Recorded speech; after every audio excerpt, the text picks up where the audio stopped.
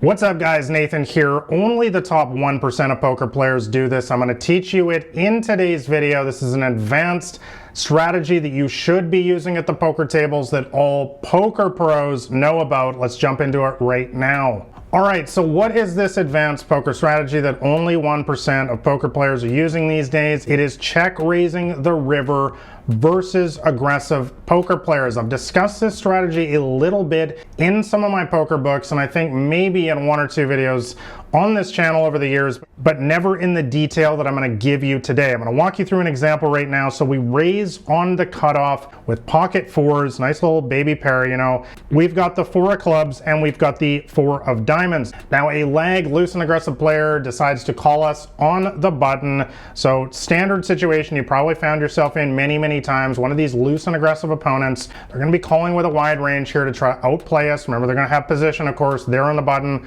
we're on the cutoff. If you guys don't understand positions at the poker table, I would highly recommend just reading my free poker cheat sheet. Top link in the description below.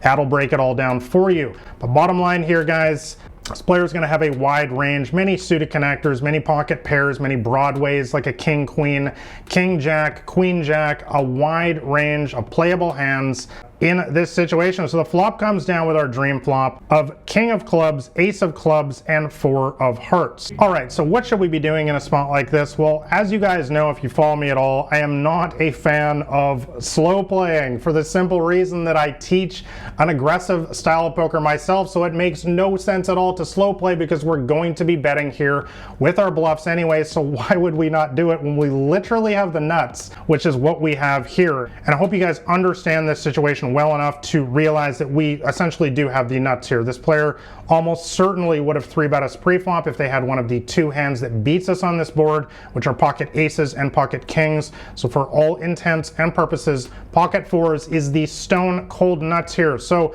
again, I am bluffing with so many other hands here. It only makes sense that when I have the best hand possible, literally here, I'm going to, of course, make a bet as well. So we make our continuation bet and the lag calls. Again, similar situation to pre-flop. This player is going to flat us here with a wide range. I'll be doing the exact same thing as this player, looking to take away the pot later on. This is an excellent strategy. So this player can have a wide range. Let's move on to the turn. All right, so the turn comes with the 8 of spades. Fairly harmless card, not a whole lot going on here. What should we be doing in a spot like this? Well, once again, guys, I'm really just not a huge fan of getting too tricky, especially in small or mid-stakes games. I will say that I will check from time to time here against an aggressive player like this, but most of the time I'm just going to be betting again in this situation because, again, guys, I'm going to be doing this so often with my bluffs as well, especially against this particular player type, that it only makes sense that I balance it with my extremely strong hands like this as well.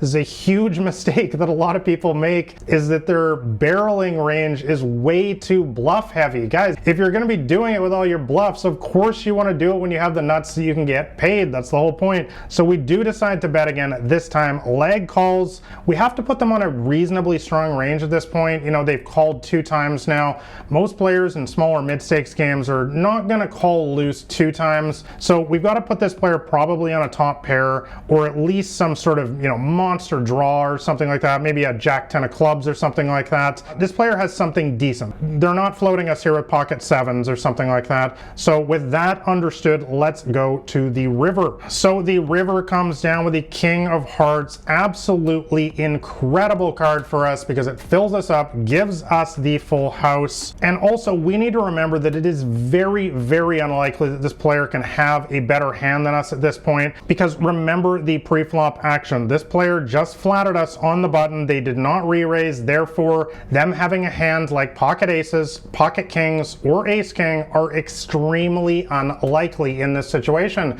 The only other hands we'll be fearing here are king 4 and king 8. And while this is a loose and aggressive player, I would discount those hands for the most part. Obviously, king 4 is very difficult for this player to have because we have 2 4s in our hand. And again, I would expect this player probably to fold king 8 pre-flop because it's king 8. You know, let's face it, it's not a very good hand. So what should we be doing in a spot like this? Well, standard play once again is just to bet out here, but again, breaking down this player's range and understanding that this player probably does not have a very strong hand here, I think this is an excellent excellent situation to go for a check raise, because when we do that, instead of betting here, we allow a highly aggressive player to bluff missed clubs, for example, or whatever else that they could have been hanging on with on the turn, a jack queen, for example, something like that. And the other huge thing to understand here, guys, is that if this player has a big hand, like a king, for example, we're going to get action either way. If this player has king queen or king jack on this board, when we check it to them on the river, they're of course going to make a bet in that situation, allowing us to spring the trap with a better hand, of course, a full house, and allowing us to win the absolute maximum. So guys, this advanced strategy of check raising versus aggressive players on the river has allowed me to win a lot more against these players over the years. And the key thing to ask yourself in a situation like this is, what worse hands can likely actually call you in a situation like this? And if there aren't a lot, it is a great situation to check it to a highly aggressive opponent who is likely to bluff at the pot in this situation, but they're not likely to call, obviously they're never going to call with missed clubs if we bet again here on the rivers. So when you bet out in a spot like that, you really just take away all their bluffs away from them. And a lot of times we're actually ironically going to get much more value out of an aggressive player in a situation by this, by just allowing them to bluff with all of their missed draws and even think that they're value betting if they have an ace here.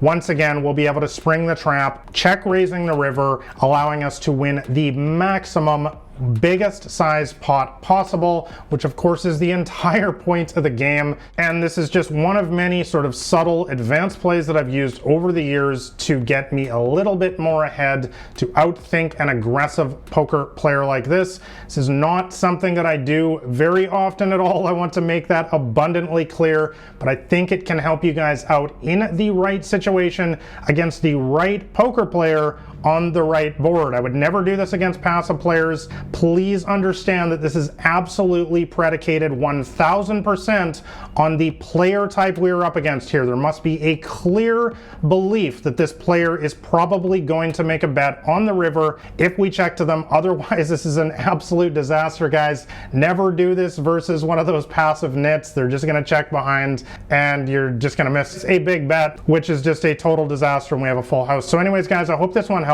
Make sure you like and subscribe if you want to see more poker strategy videos like this, and let me know any of your more advanced poker plays in the comments below. I'll catch you guys next week. This has been Nathan Williams with BlackRain79.com.